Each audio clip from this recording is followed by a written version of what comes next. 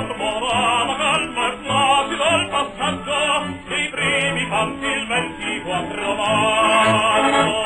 L'esercito marciava per raggiungere la frontiera, per far contro il nemico una barriera.